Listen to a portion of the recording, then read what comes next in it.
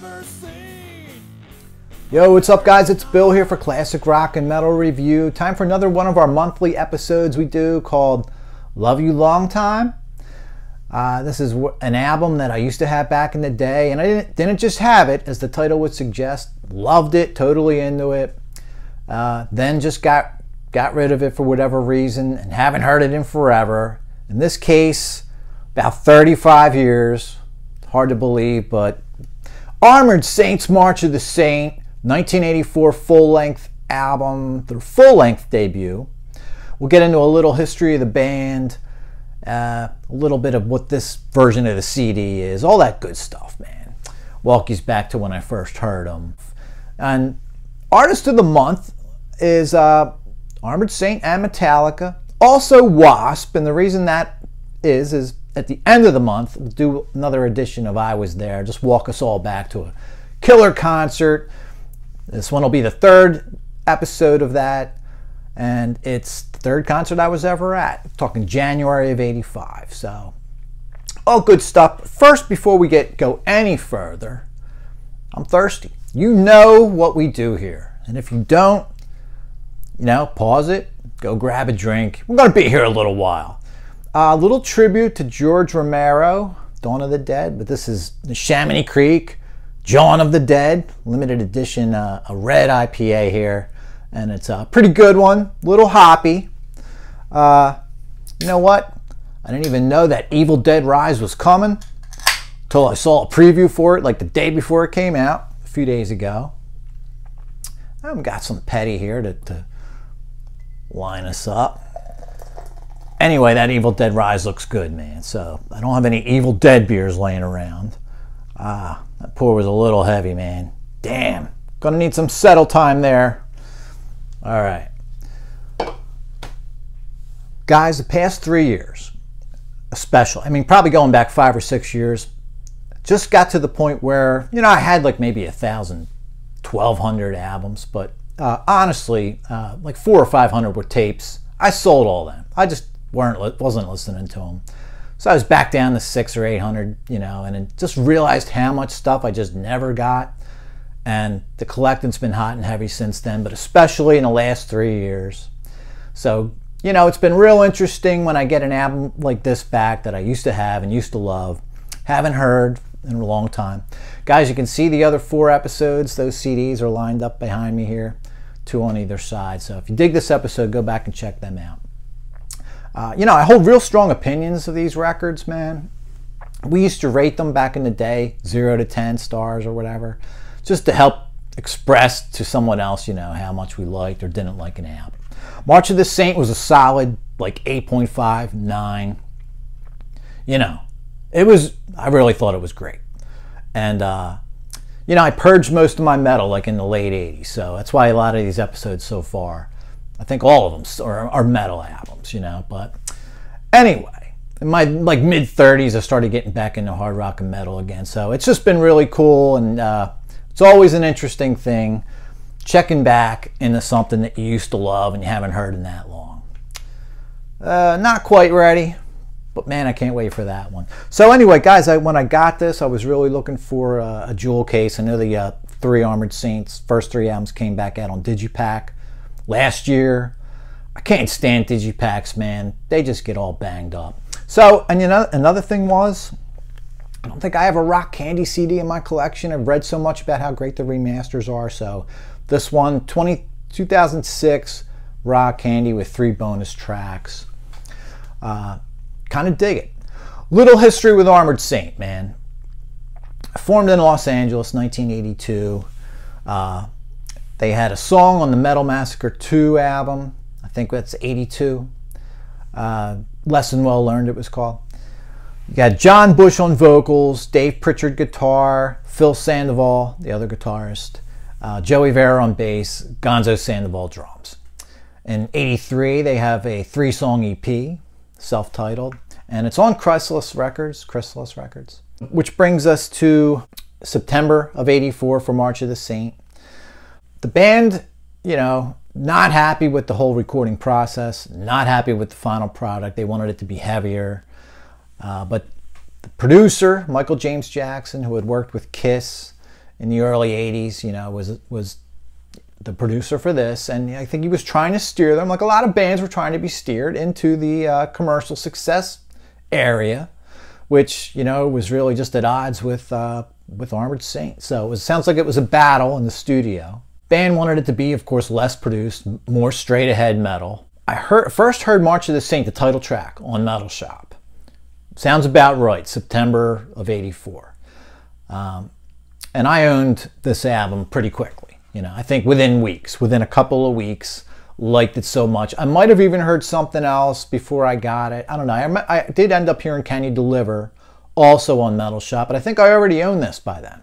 Might have heard March of the Saint 2 weeks in a row on Metal Shop before getting this. And that was about it. And then you heard March of the Saint a couple more times. You heard Can You Deliver a few times on there. I never heard Armored Saint on the regular daytime radio. So not in Philadelphia. It wasn't happening. It's just weird. Like certain bands like Crocus got played, and bands like Armored Saint just, I don't know, too heavy of an image maybe or whatever. Who knows? And I was kind of on an island with these guys, like I was with certain other bands. I didn't know anyone that like owned this album. I remember taping it for a couple people. People that knew what was up with it, that had heard it, they just, you know, people just tended to say it was all right. It was okay. It's good. You know, like never really enthusiastically into this record like I was. I just thought it was so solid. I thought every song was great. I didn't really care who liked it or didn't like it. You know, I thought it was pretty awesome. Let's drink to March of the Saint.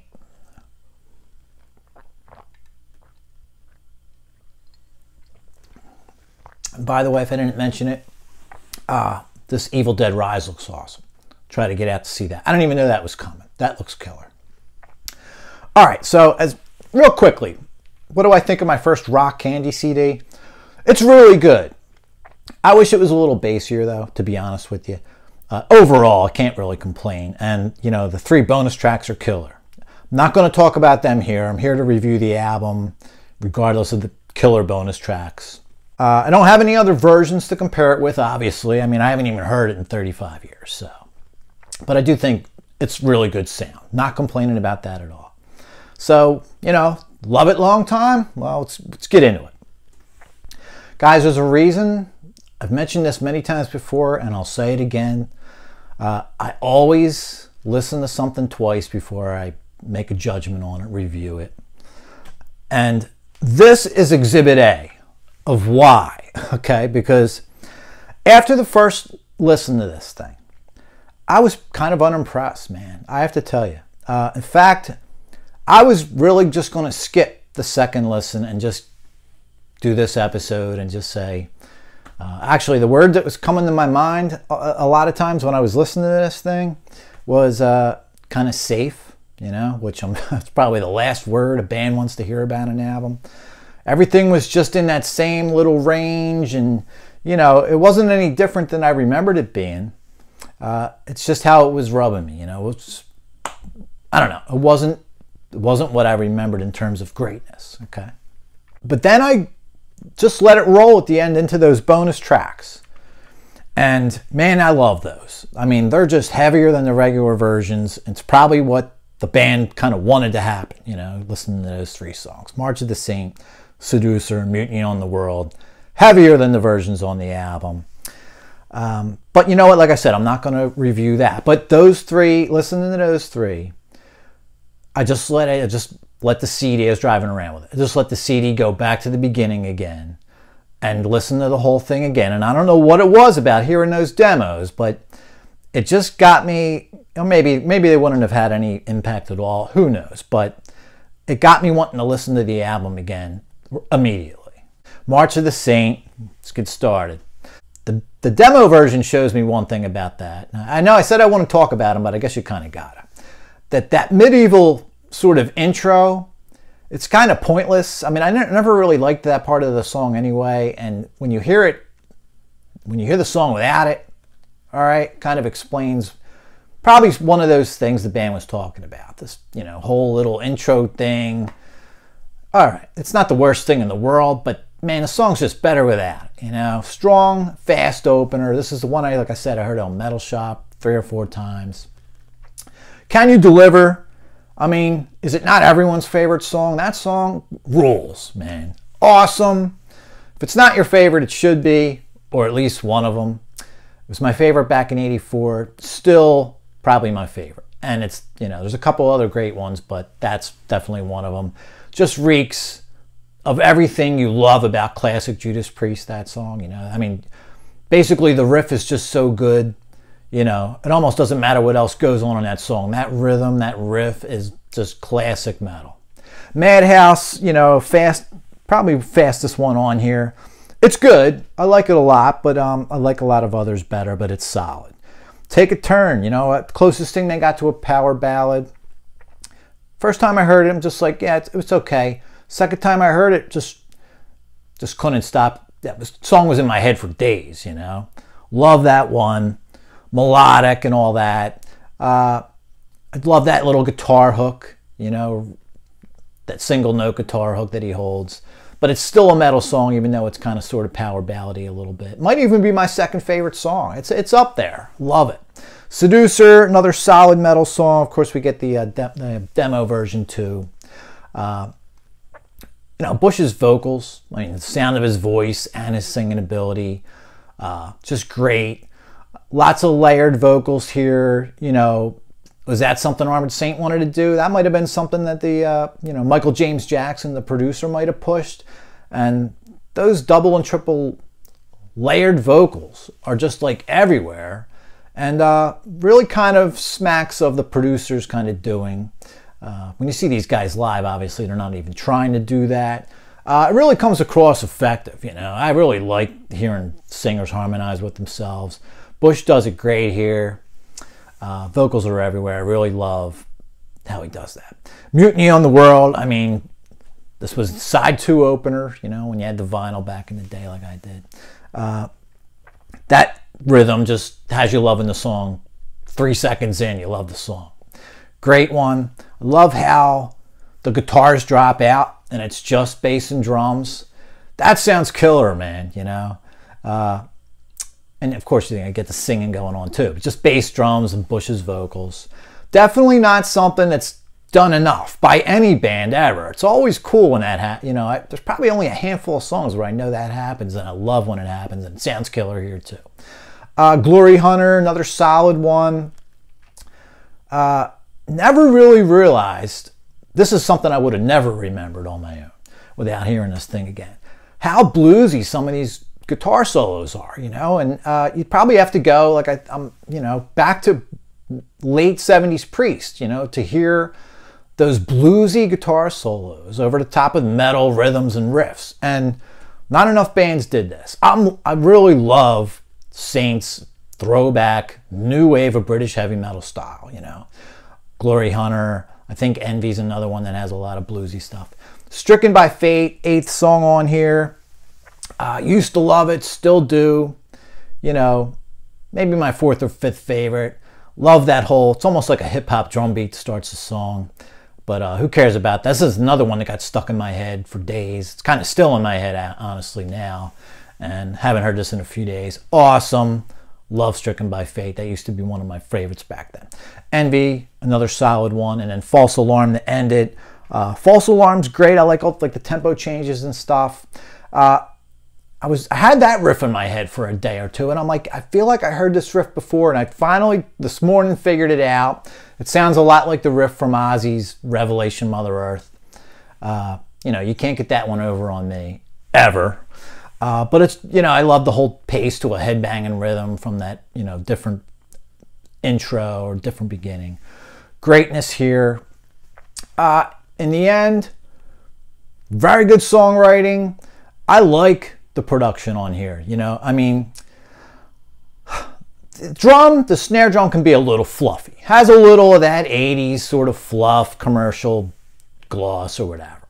That's the only thing that really bothers me on here. Yeah, the demos sound heavier, I get that. But overall, you know, the production here is not a problem. The songs are great. Armored Saints style in general, throwback, you know, to 5-6 years earlier, new wave of British heavy metal. Awesome, you know, can't get enough of that. The bluesy solos with the metal riffs, dig that. Real tasty stuff in here, some great hooks. Bush's voice, which is great and pretty unique. The layered vocals are great.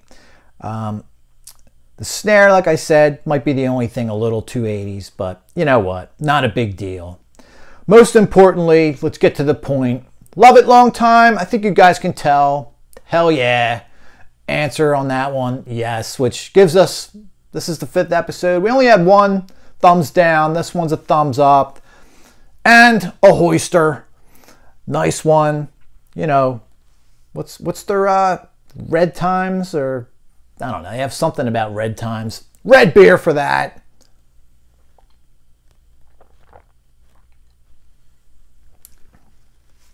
Bottom line, guys, really enjoyed this one.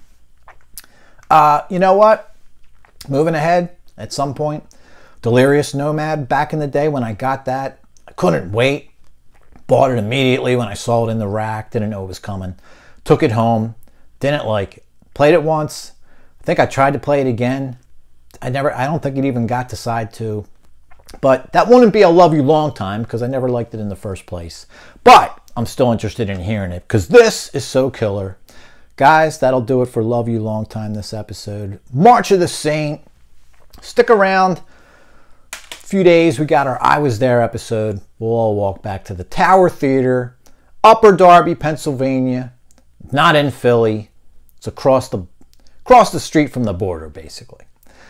All right, guys, that'll do it for now. If you guys can like and subscribe, I'd appreciate it. You can see what we do. We drink. We talk classic rock. We talk metal. And yes, sometimes we burp from our drinking. Shit happens. All right, guys. Catch us later.